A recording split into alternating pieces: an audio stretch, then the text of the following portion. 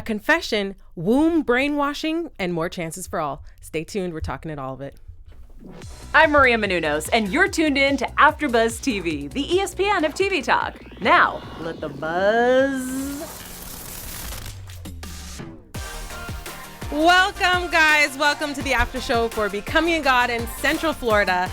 I am Tatiana. It's just me today. So it's just me. You guys just got me. So it's me and you. So let's break it down and get started. We're covering episode 8. We got more on Murta and Cody. I believe they have some similarities, so we're going to get into it. Earnie is losing it, and Krystal goes into some weird therapy. We also have news and our special segment, of course, about Florida schemes. You guys aren't going to want to miss it. I really want to overall just say that this episode, I don't feel like it was a meaty episode, but we're definitely getting into some weird shiznit. All right, just some weird shiznit. You guys thought that Dream was weird with the fruit falling out of his gut. Like this is getting weird. I think we can all agree with that. So I'm still interested. I'm still in it. I still love the show, but it's getting weird. That was my overall thought. So diving into it, of course, I always want to talk about Earnie. You guys, I love Earnie, and him and his marriage to Bet was so, excuse me, Bet is the actress, but their marriage was so clean and so genuine and so pure. And you guys, we're just seeing it fall apart, and it breaks my heart. So we realize that Earnie actually hasn't told Bet about the shooting that he witnessed, which was kind of a big thing to leave out. And he also just now came clean about quitting his job. So he went from being a person who tells his wife everything, they share this really intimate bond, to really pulling away, putting all of his energy and time into fam and not really telling her anything. And now she's like, Earnie, babe, what's going on? So she really wants to talk about this, about what's going on with him and the craziness that she's seeing. I mean, she's literally watching her husband crumble, right? And so they have this big thing. He surprises her with dancing lessons, and it's so much fun. And she's probably thinking, oh my gosh, I got my husband back, and that's so wonderful. I have a new dress, and we're dancing. And then one of his downline's wives comes and is like, I'm sure that it's been really hard. I mean, it's hard for somebody to get over something like that, because she's like, my husband and I have been fighting.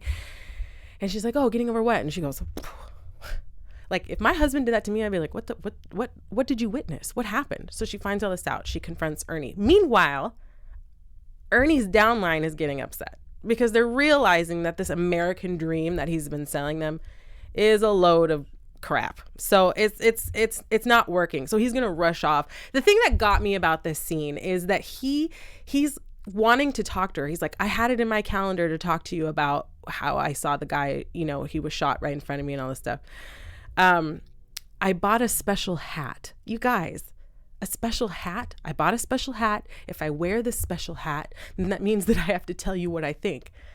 Oh, that sounds insane. And he's on his knees saying this. So I just think we're really seeing Earnie lose it over fam. He's becoming this obsessive, stressed out person. He went from doing gloomy zoomies to now just running around like a maniac, really. And I don't know if he's going to be able to save his downline. I mean, are people going to rally against him?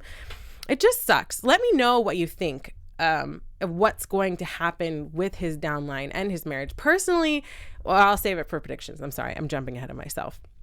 But it's just really, really interesting. I mean, his family is totally being split apart. Speaking of family that's not splitting apart, here at AfterBuzz TV, we host a multitude of shows, and we talk everything, shows, TV, movies. We break it down, and we love it if you could share what your thoughts and feelings are. If you could give us a like on the YouTube and 5 stars on iTunes, please let us know what you think. Please join in and recommend your opinions or what you think about our show. We want to keep the conversation going, and we love it when we interact with you guys. So please hit that subscribe button and leave us a comment below and give us 5 stars on iTunes. Thank y'all.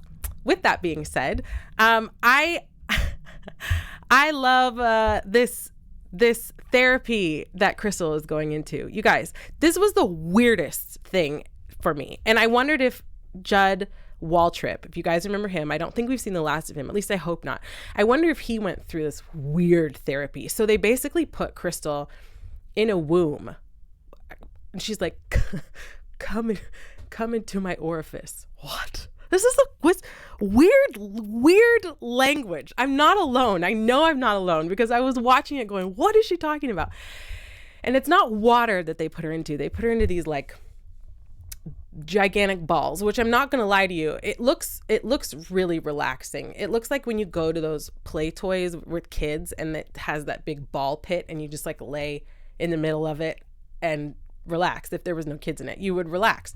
That's what it kind of reminded me of. So I can see how it would be relaxing. Now, I don't see how it put her in this weird, like, I don't know, almost duped, like drugged state. That's what I was confused about. And it made me wonder if maybe they put something in her drink to kind of put her in that place.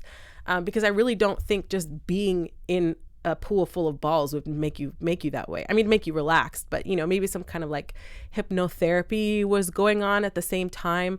But while she's in there, she's basically, Obie's wife is telling her to release all of her anger. Now, I thought this was really kind of stupid of Obie's wife because Krystal went there to tell her what she thought anyway.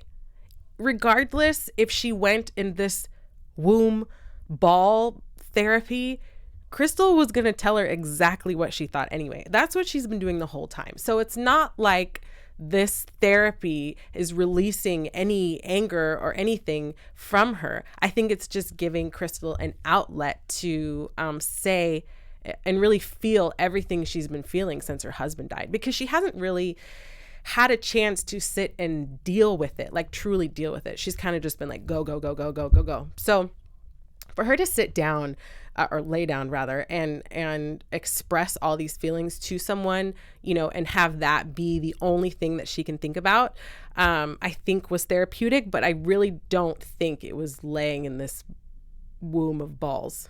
So interesting, super interesting. But we do see that it does have a change of heart, because in the end, you know, she's holding her baby and she's crying and she's listening to Obie's wife's tapes. Now, are we watching her get sucked in to fam like in a different way? Because she offered her a job to come and work for her. Obie's wife did. So, and she was like, I don't want to work here, you know, which I think she's going to stand by. But still, she went home and she listened to her tapes. It made me cringe because I really don't want her to get sucked in. It's just another way to get sucked in. So we'll see how that happens. I'm not sure about it. We'll see what happens. Krystal, hang in there. Okay. I also, in addition to Krystal, we see Cody when she's crying and she's holding her baby, we see Cody come to her. Now he is on to her. He has realized that when he went to Myrta's house and basically ransacked her house, and found all this evidence that he's been keeping, he put it together that Krystal is the one that's been seeing Myrta because he noticed the handwriting was the same, right? So he's not trusting her. I think he wants to trust her, but now he has his suspicions. And of course, he loves Krystal, but his loyalty, we all know, is to Obie.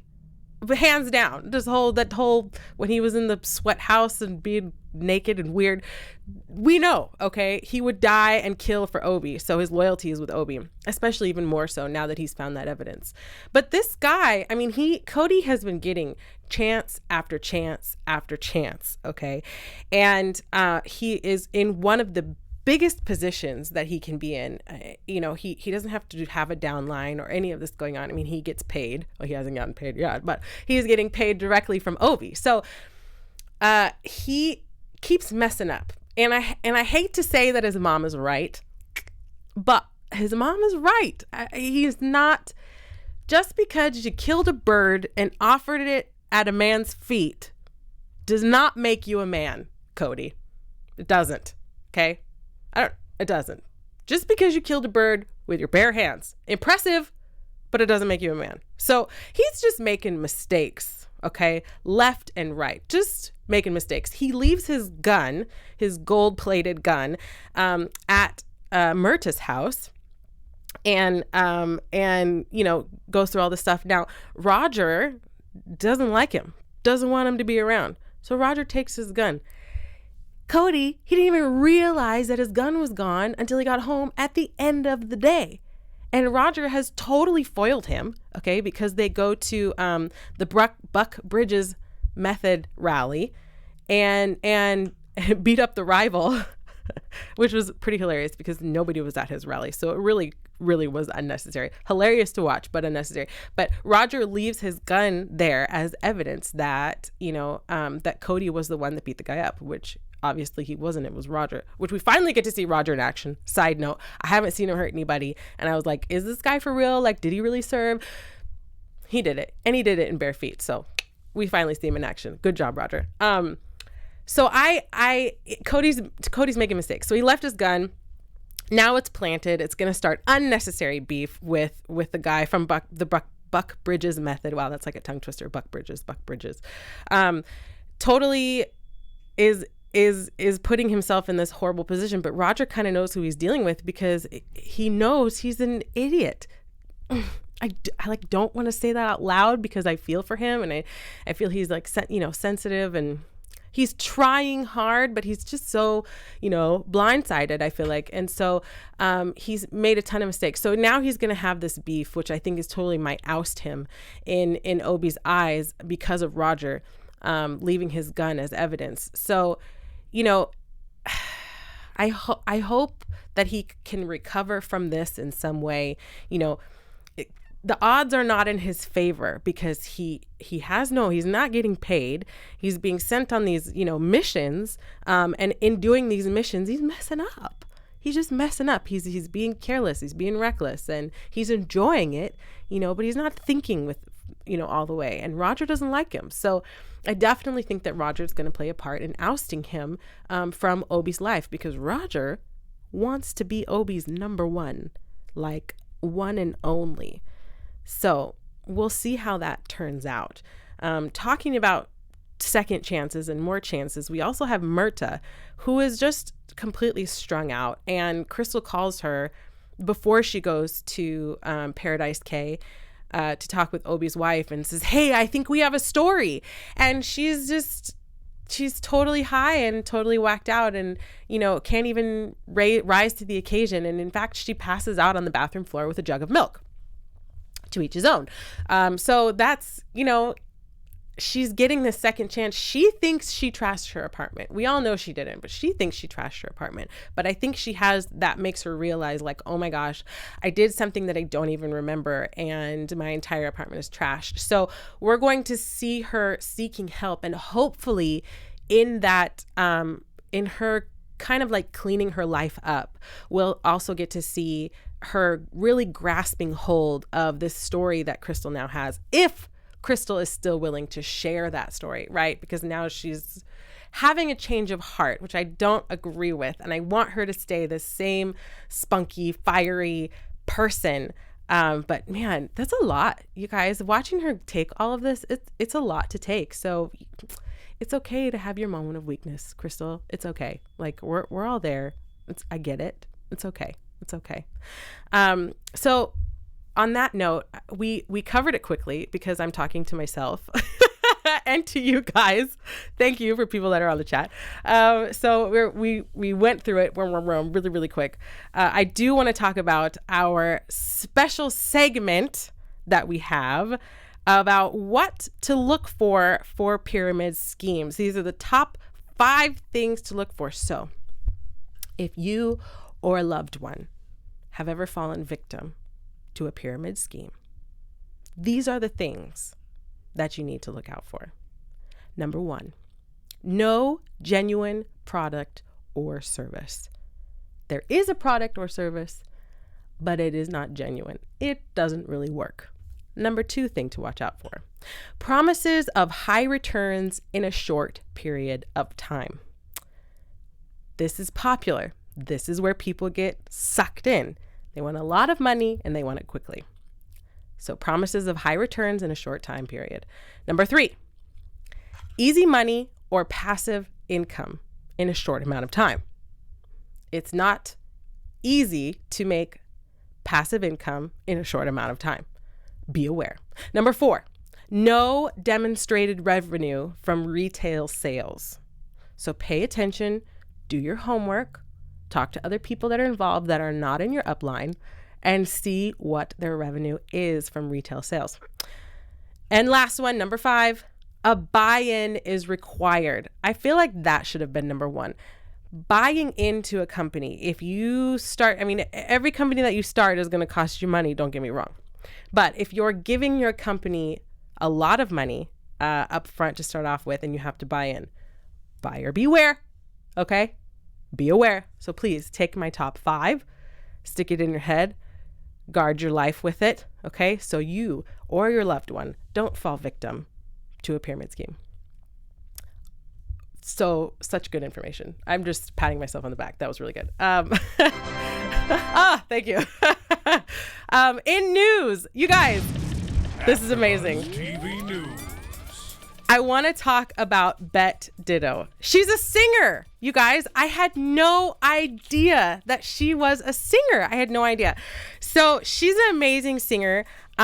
She was just on Tuesday, she highlighted for a French intimates brand called Etem. I'm probably pronouncing it wrong. Etem. Staged in an annual live show at the Roland Garros tennis court in Paris. And she performed live with amazing people. She bounded onto the runway as flamboyant as ever in a sequined bodycon evening gown. And she marched alongside the scantily clad models and struck a couple of poses with her signature people. So she's amazing. I had no idea. She is actually an American singer-songwriter, and she is with an indie rock band, Gossip. Her voice has been compared to Etta James, Janis Joplin, and Tina Turner. She disbanded Gossip to pursue a career in fashion and has since started a solo career. So she's been doing so much, and I had no idea. So Beth, Beth Ditto, you're amazing. Like, really, it's you do everything. So congratulations. I'm definitely going to check out your music now. I'm going to check out your fashion, and you do so much more than acting. So that's so awesome. You guys, please check her out. Look into what she does. Let me know if you like her music. Share with me your favorite songs, because I would also love to hear them. So exciting. Good job, Beth Ditto. Hopefully we can get her in here. I know Jackie has been working on it. So it would be so fantastic to have her in here. She seems like such a fun person. With all that being said, I really want to move into predictions. Your AfterBuzz TV predictions. So, lots to cover. I know I did it fast, guys. Thank you for hanging in there with me. I think that Krystal is going to have a change of heart, but I think she's going to get smart in the middle of it. I don't think she's going to work for Obie's wife. But I do think she's going to get smart and use it to her advantage in some way to kind of infiltrate the system. I think that Earnie is going to self-destruct. I think his downline is going to come after him, and I think that it's just kind of going to crumble, and his marriage might as well, as much as it hurts me to say that, because I really loved his marriage. It was weird, but I really loved it because it was genuine. I know I said that a million times, but it's true. So to watch that crumble is heartbreaking. So I really think that he's going to be loyal to fam and not his wife. Sorry, guys. I think it's true. And I think that Cody is now going to be super skeptical of Krystal and half trust her. I think he's going to stay with her because he doesn't seem like the type of person to, oh, I love you, now I don't, cut it off. I don't see him as that type of person. So I think he's just going to be skeptical of her. But with all that being said, I can't wait to see what happens next, you guys. And I'm so excited for season 2 already. It's not even here yet, and I'm super excited. So thank you so much for joining me. We will have the whole panel hopefully next time, guys. We're trying to get it together. In that case, I'll join you next Sunday. Join me next Sunday, and I'll see you then.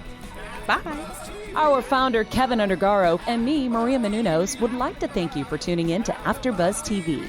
Remember, we're not just the first, we're the biggest in the world, and we're the only destination for all your favorite TV shows. Whatever you crave, we've got it. So go to AfterBuzzTV.com and check out our lineup.